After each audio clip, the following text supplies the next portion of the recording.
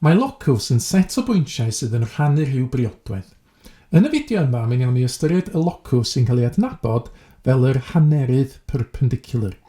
Nawr, mae'r ymarfer yma'n egluro be ydy'r Hanerydd Perpendicwlar. Dyn ni angen llunio Locws yr holl bwyntiau sydd yn gytbell, sef yr un pellter o'r pwyntiau A a B. Felly, pan dyn ni'n llunio Hanerydd Perpendicwlar, dyn ni angen cael 2 bwynt i gychwyn. Yn yr ymarfer yma, dyma nhw, A a B yn fan hyn. A dyn ni angen llunio pob un pwynt sydd yn gytbell, sef yr un pellter o'r 2 bwynt. Nawr, mae yna un pwynt sydd yn amlwg yn mynd i fod yn gytbell, yr un pellter o A a B, sef y pwynt sydd union hanner ffordd rhwng A a B. Ac i gael y pwynt yma, dwi'n ymestyn premeser allan yn awr, a'r cam gyntaf wedi gwneud llinell sydd yn cysylltu A a B, fel hyn. A wedyn, dwi angen mesur hyd y llinell yma. Dwi'n gallu gweld y fan hyn. Mae o'n 9.4 cm, sbiwch. A wedyn, dwi eisiau haneru 9.4. Nawr, efallai bod chi'n gallu gwneud hynna yn y pen. Neu, os dydy cyfrifiannau chi yn cael ei ganiatáu, felly wedyn mae fi'n gwneud 9.4 rhannu fy 2. Nawr, mae 2 yn ffitio fo'n i 9. 4 gwaith, a mae'n 1 dros ben y weddill. Pwynt degol i fewn o fan yna wedyn. Ac yna mae 2 ffitio fo'n i 14, 7 gwaith. Felly hanner 9.4 ydy 4.7, a cam nesaf ydy marcio y pwynt sydd hanner ffordd, sef 4.7 yn fan hyn, sbiwch. Felly dyna ni yn yr Hanerydd Perpendicwlar wedi llunio yr Hanerydd. Dwi wedi ffeindio hanner ffordd. Ond wedyn dwi angen dod at y gair perpendicular sy'n golygu ar ongl sgwar.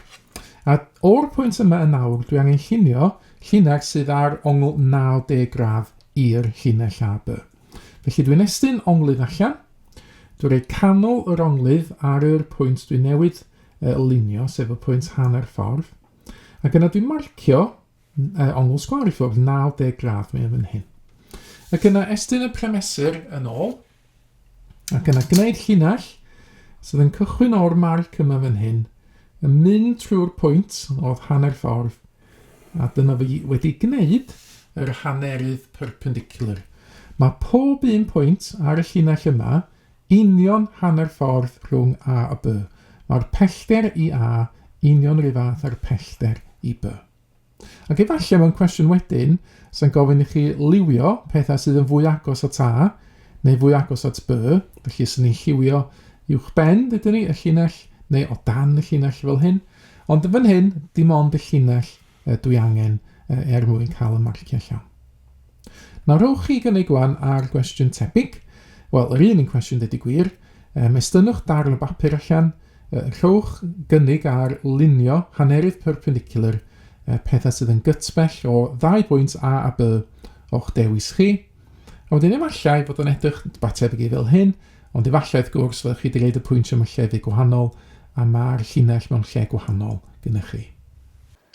Mae mwy o fideos adolygu ar gael ar ein sianel YouTube Adolygu Mathemateg. Am y newyddion diweddaraf neu holi cwestiwn, dilynwch ein cyfrif trydar @mathemateg. Neu ewch i'n gwefan www.mathemateg.com am fwy o adnoddau adolygu.